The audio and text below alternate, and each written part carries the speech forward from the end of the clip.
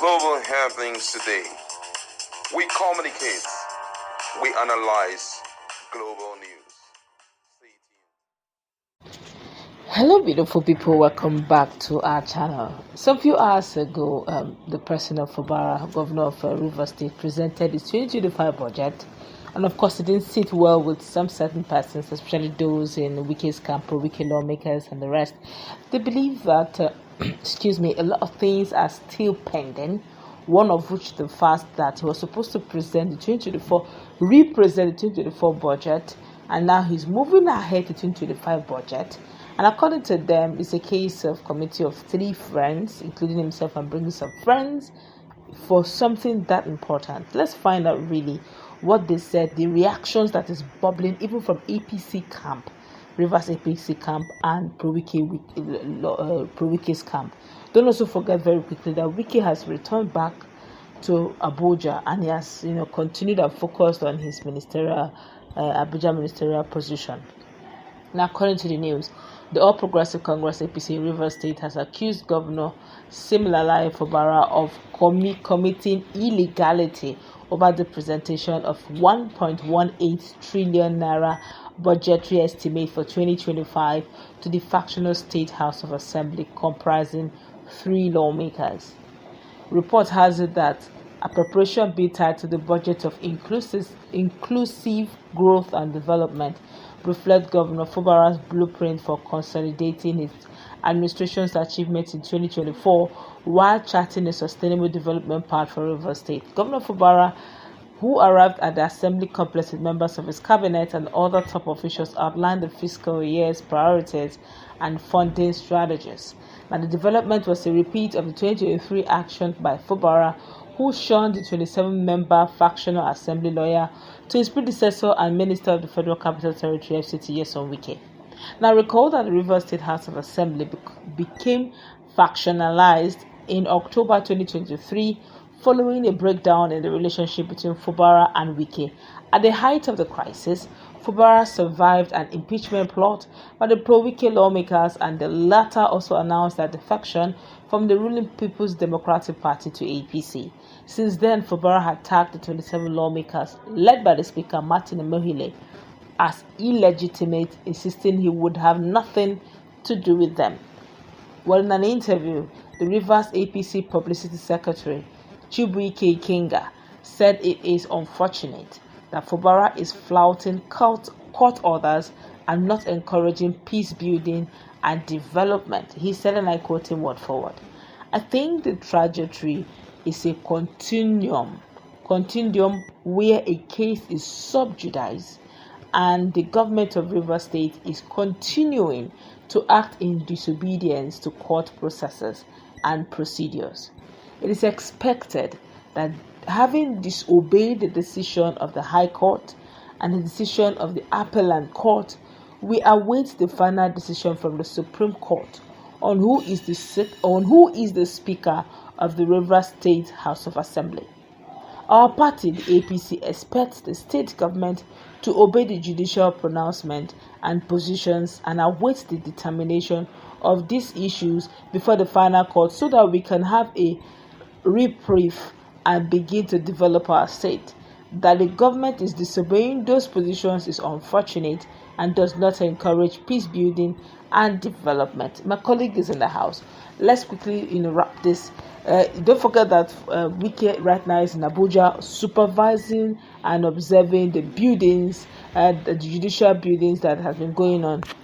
Buildings going on for Judiciary, for foundation laying was done so many months ago, and just a few hours ago, Wike was there observing how far the building has gone, and now APC and the ProWike lawmakers seem to be having very strong belief system that they will not, fold, they will not cry, because the final judgment, which is going to come from Supreme Court, will vindicate them. What's your take? Well, for me, building of infrastructure for the judiciary should not influence anything. First of all, we have to know that Wike is not using his personal money to do all of that. That's true. He's using taxpayers' money. So that should not go an extra mile in convincing them that he loves them.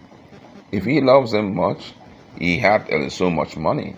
Let him use his personal money. By the time he uses his personal money to build houses, then one can expect some kind of favor from them. But this, we're talking about, someone who had presented some document to, the federal government, or let me say the Tinubu-led administration. But doctors, sorry to interrupt you, but doctors have been screaming and shouting that they should also, in fact, they're willing to go on strike, that Wike should also look at the issue of hazardous fee and the rest for them and look into their cases, just as they were looking into the issue of infrastructure.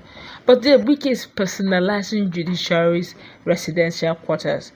What's really your take? Well, what I'm trying to say here is not to Wike, neither to any other person, but straight to the judiciary. That judiciary being a recognized arm of government, and the people working in there deserve the attention of the government.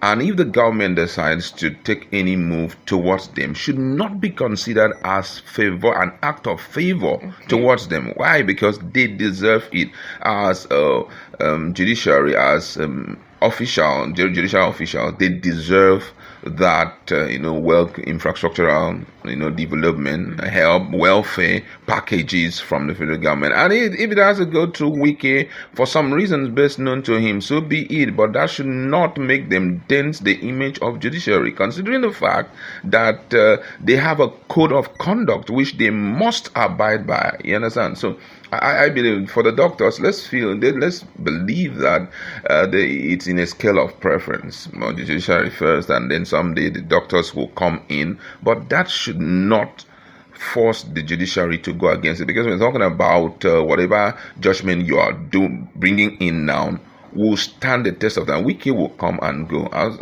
whether we like it or not. Who knows? Maybe the next few years Wike is gone politically, you understand? Because at one point or the other, everybody will have to step aside, retire from. But then whatever thing they're going to do will stand against judiciary. The next generation will have to face it.